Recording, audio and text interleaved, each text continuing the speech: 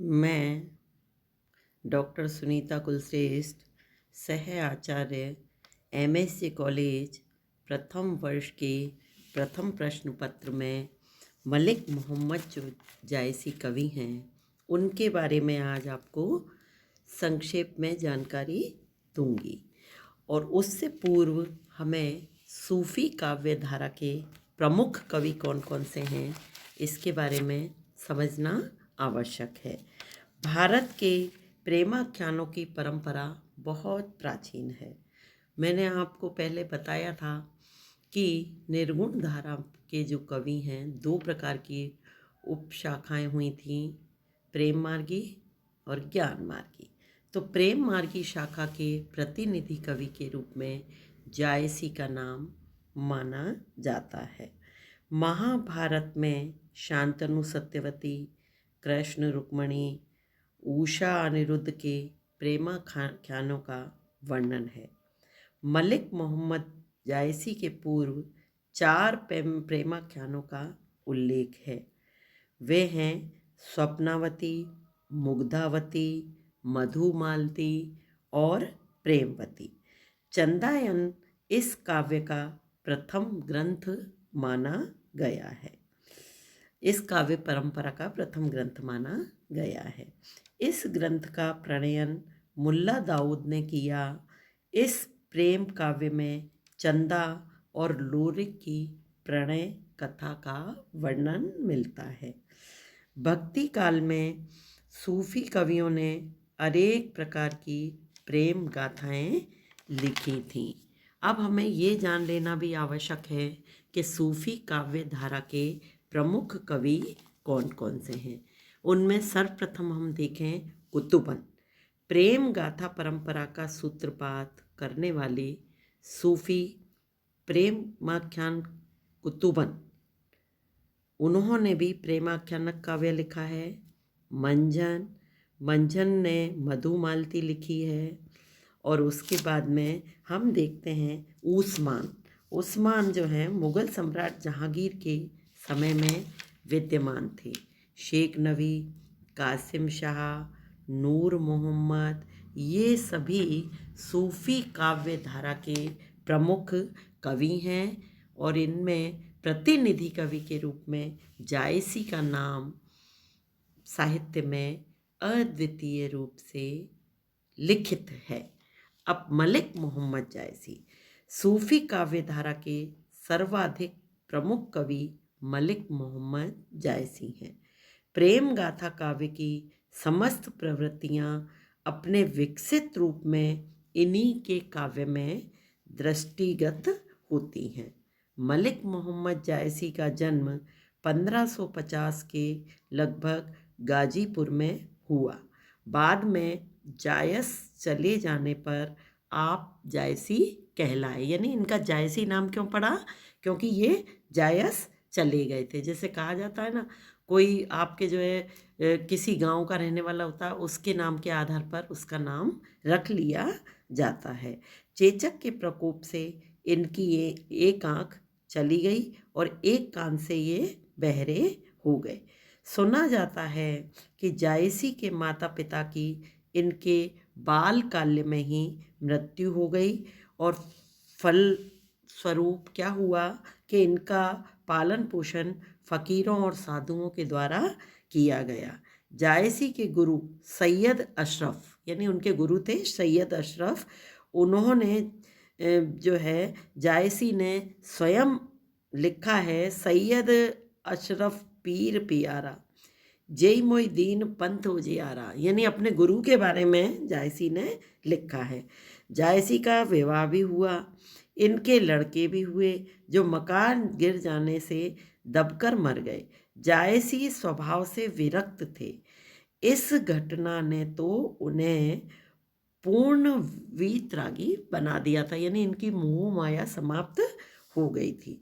कुरूप होने के कारण जायसी का व्यक्तित्व नितांत उपहासात्मक था।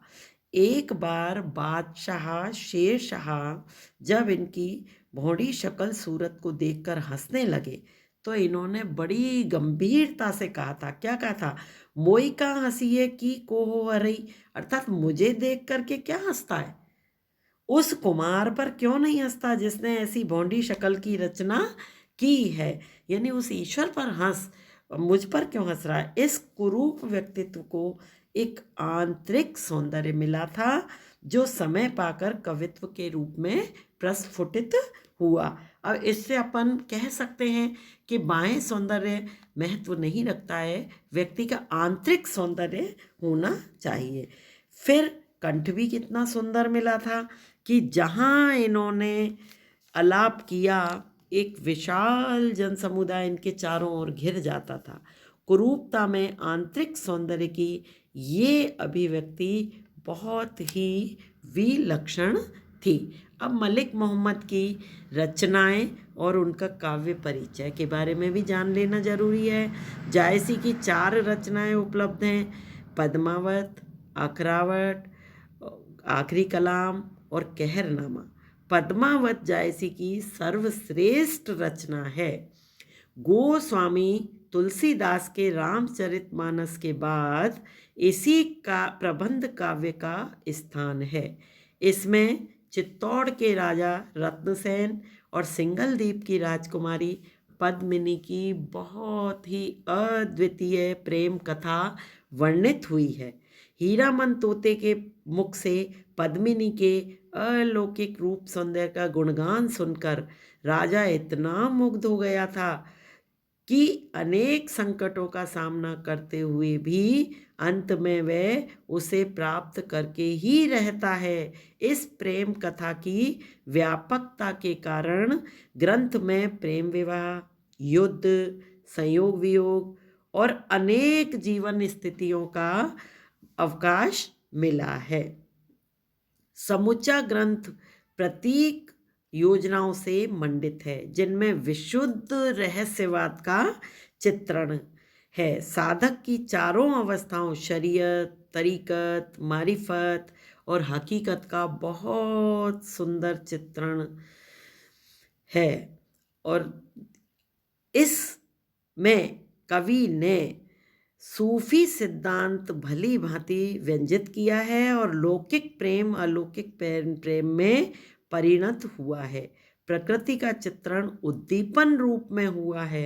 अखरावट में अक्षर क्रम में परमात्मा विषयक भावों की अभिव्यक्ति है। आखिरी कलाम में प्रलय का वर्णन है।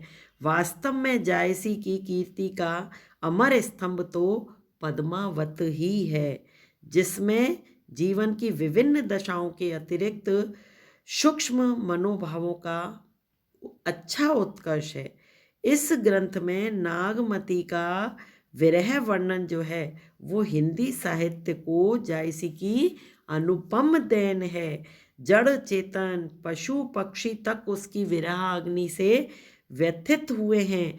वृक्ष उसकी वियोगा अग्नि से पत्रहीन हो जाते हैं, यानी उनके पत्ते झड़ जाते हैं। देखिएगा कवि ने क्या कहा है, जी पंखी के नियरी हुई कए विरह के पात, सोई पंखी जाई जरी तरवई होई निपात। कुहुक कुहुक जैसी कोयल रोई, रकत आंसू घूंकुची बन सोई। यानी आप देख लीजिए विरह में किस तरह से प्रकृति के उपादान भी व्यथित हैं। और उसके बाद में हम देखेंगे शैली सौंदर्य। जायसी की शैली प्रबंधात्मक है। सारी कथा वस्तु दोहा और चौपाइयों में है। मसनवी शैली के अनुसार प्रारंभ में ईश वंदना तथा तदंतर तत्कालीन बादशाह की स्तुति है। वर्णन खंडों में किया गया है। काव्य ग्रंथ में अवधी भाषा का सरल तथा सुबोध प्रयोग है। अलंकार अनायास ही आ गए हैं। अधिकांशतः उपमा, रूपक, उत्प्रेक्षा आदि सादृश्य मूलक अलंकारों का प्रयोग इनके काव्य में मिलता है। काव्य का प्रधान रस श्रृंगार और वीर तथा विवत्स अन्य सहयोगी रस है। यानी जायसी के बारे में मैंने आपको संक्षेप में बताया। और अब हम अगले वीडियो में जायसी के पदों के बारे में या उनकी वस्तु स्थिति के बारे में चित्रण